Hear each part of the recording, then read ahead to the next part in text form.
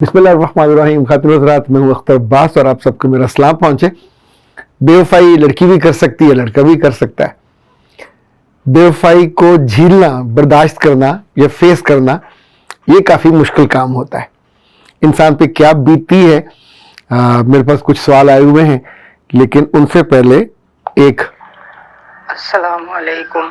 मैं बहुत ही गरीब हूँ, इलाज करा करा के थक चुका हूँ और मैं एंजाइटी का शिकार हूँ। मेरा नाम सद्दाम है और मैं दिल्ली में रहता हूँ और मुझे किसी लड़की ने धोखा दिया है। उसका गम, एंजाइटी दिमाग पे चढ़ा हुआ है। उसे कैसे निकाले, प्लीज़ मेरी मदद करिए, वरना मैं सोच सोच के ही उसके बारे में मर जाऊँगा।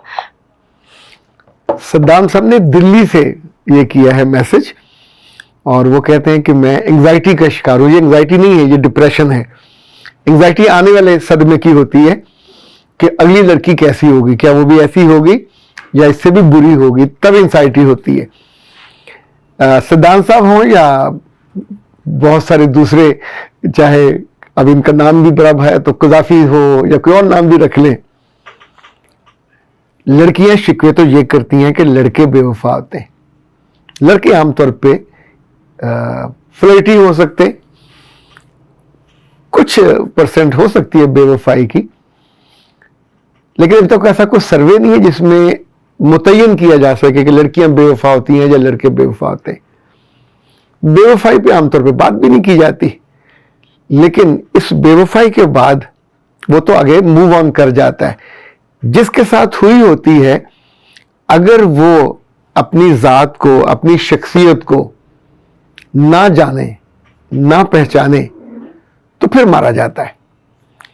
फिर ना सिर्फ डिप्रेशन में जाता है, बल्कि जो एक ऑब्सेसिव डिसऑर्डर होता है उस पर चला जाता है।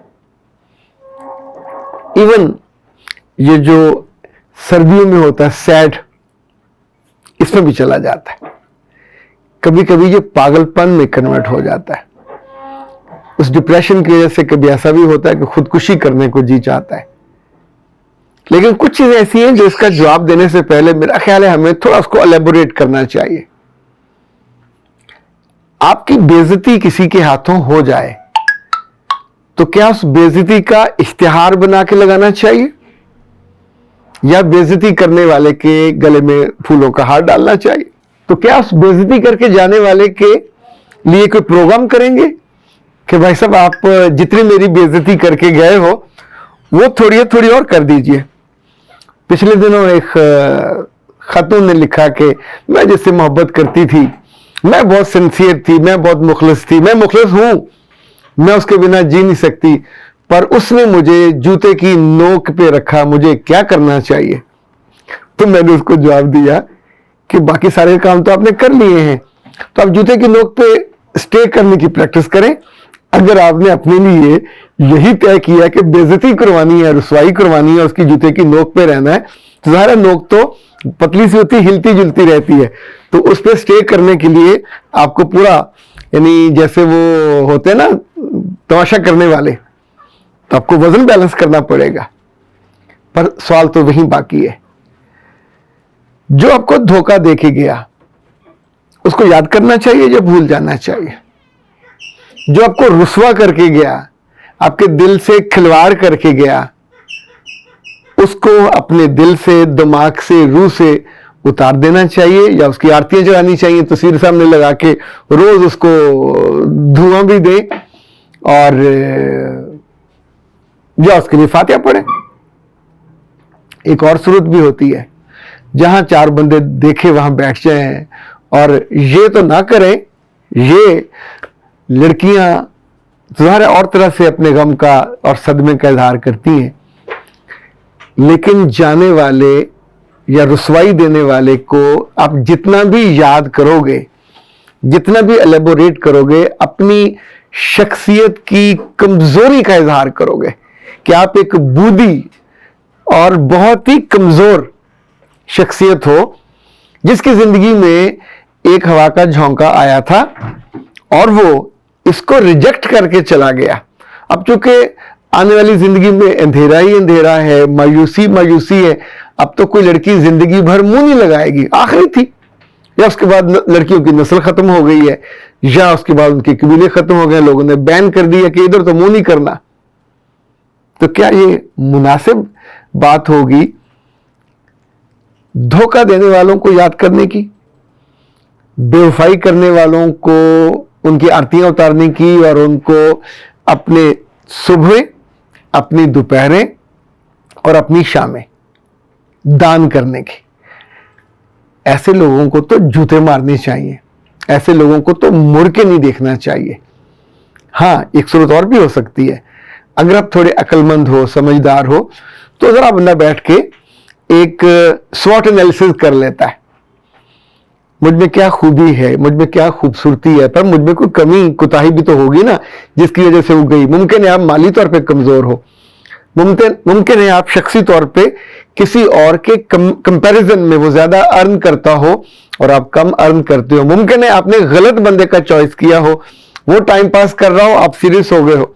मुमकिन है उसका कबीला बरादरी और हो, आपकी और हो, और उसको लग रहा हो कि ये वायबल या फिजिबल नहीं है। लड़का बेवफाई करे, उसकी एक वजह और भी हो सकती है कि ही यूज्ड और अब वो फेंक कर चला गया, लेकिन लड़कियां आमतौर पे ये वाला काम नहीं करती। तो इसका मतलब ये हुआ कि आप माली तौर पे किसी कमजोरी का शिकार थे, आप शख्सी तौर पे किसी कमजोरी का शिकार थे। अच्छा, जो मजबूत कैरेक्टर के लोग होते हैं या मजबूत शख्सियत के लोग होते हैं, उनको लड़कियां कंपैरिजन में भी नहीं छोड़ती। जो शक्ल से यतीम मस्कीन से दबे हुए और बिल्कुल, हाँ कुछ लड़के ऐसे भी होते हैं, किसी के ब्रेकअप के बाद वो जो इंटरम पीरियड होता है लड़की के दुख का, उसमें वो भाई बहन के करीब हो गए, हमदर्दी में करीब हो गए और उसको आस उम्मीद दिलाई, उसको बकअप किया कि नहीं कोई बात नहीं है। उन्हें लगता है कि उस टूटे दिल को जोड़ते जोड़ते वो खुद हीरो बन गया। तो ये हीरोशिप तो नहीं होती। उसने तो अभी इजहार भी आपसे नहीं किया होता, आपने खुद ही अपने मन ही मन में सेरे भी बांध लिए, वलीमा भी अरेंज कर लिया। अब वो जब छोड़ के जाएगी तो वो तो आपकी कभी थी ही नहीं, तो भी आपको मसला होगा कि ये मेरे साथ धोखा हो गया। सो धोखे की डेफिनेशन भी देखनी चाहिए। लेकिन सबसे ज्यादा अहम जो मुझे ऐसे हर बच्चे से कहनी है, चाहे वो दिल्ली में बैठा हो सद्दाम हो, चाहे वो लाहौर में, चाहे कराची में, जब भी आप अपनी जिंदगी के फैसले वक्त से पहले करने लगेंगे तो आपको इस तरह की दिक्कत होगी। बेवफाई या वफा का फैसला किसी अकेले लड़के या लड़की का नहीं होता, यह हमेशा कंपैरिजन में होता है। कंपैरिजन फैमिली का होगा, कंपैरिजन आपकी माली हैसियत का होगा, कंपैरिजन आपकी अकल का होगा, कंपैरिजन आपकी शक्ल का होगा, कंपैरिजन आपके फ्यूचर का होगा। किसके साथ फ्यूचर ज्यादा महफूज होगा? अगर आप सिर्फ मोहब्बत करने में मसरूफ हैं, ना आपने अपनी शख्सियत पे जोर दिया, उसको बेहतर बनाया, ना अपनी तालीम को, ना अपने मुताले को, ना ही अपने हुनर को, ना ही अपने आमदनी के जराए को, तो कोई माँ बाप या इवन कोई लड़की कितनी भी कम अकल क्यों ना हो, कम सूरत क्यों ना हो, वो आपको प्रेफर नहीं करेगी, क्योंकि उसका फ्यूचर बर्बाद हो जाएगा, उसकी नस्लों का फ्यूचर बर्बाद हो जाएगा। तो ऐसे मामलों में जिसमें आप खटाक से दूसरे के चेहरे पे बेवफाई का लेबल लगा देते हैं, तो उसको याद भी करते हैं, रोते भी हैं, बीमार भी होते हैं। इसका मतलब है या तो सारा जो कसूर है वो आपकी तरफ है और अंदर से गिल्ट है, तो गिल्ट पे रोते हैं, बताते तो कुछ और हैं। दूसरा ये कि आप उसका ठीक से एनालिसिस नहीं करते। जिस बंदे का दिल मजबूत हो, जिसको अपने रब पे ईमान हो, यकीन हो, और ये जानता हो कि मेरा रिस्क मेरे पीछे आएगा, रिस्क पूरा किए बिना बंदा मर नहीं सकता, इज्जत पूरी कमाए बिना मर नहीं सकते, मोहब्बत पूरी इंजॉय किए बिना मर नहीं सकते। अच्छा, मोहब्बत में ये कच्ची पक्की मोहब्बतें नहीं है, मोहब्बत में मुस्तकिल मोहब्बत, वो आपकी बीवी की भी होगी, आपके बच्चों की भी होगी, जो बीच में हमें दोस्तों से मोहब्बत मिलती है, लोगों से मोहब्बत मिलती है, वो भी इस मोहब्बत का हिस्सा है। ये भी रिस्क है, क्योंकि ये हमें खुशी भी अता करता है, शख्सियत मजबूत बनाता है। तो अच्छे लोगों और प्यारे लोगों, कमजोर शख्सियत के साथ कमजोर फैसले और किसी कमजोर सी लड़की पे जो आपके साथ निभा ना कर सके, आपकी शख्सियत जो भी जैसी है उसको तरजीह अव्वल ना बना सके, जब आपको छोड़ के चली जाए तो मत देखा करें उसकी तरफ। उस वक्त होता है रोने का नहीं, अपने आंसू खुद पूंछने का, अपने आप को मजबूत करने का, और ताकि अगली दफा आपको रिजेक्शन ना हो। बेइज्जती को महसूस करना चाहिए। जो लोग कहते हैं ना मुझे बेइज्जती महसूस नहीं होती, वो कम अकल हैं। जब जब कोई करे आपकी बेइज्जती तो अगली दफा वो बेइज्जती नहीं करवानी चाहिए, चाहे कोई धोखा करके आपकी बेइज्जती करके जाए या रिजेक्ट करके आपको जाए। ये मरीज बनने का या इलाज करने का टाइम नहीं है, अपनी तसहीह करने का, अपना इलाज खुद करने का, अपनी मुरम्मत खुद करने का, और अपने चेहरे को और अपनी सोच को रीडिजाइन करने का, रीडिफाइन करने का वक्त होता है। अख्तर अब्बास को दीजिए इजाजत। अस्सलाम।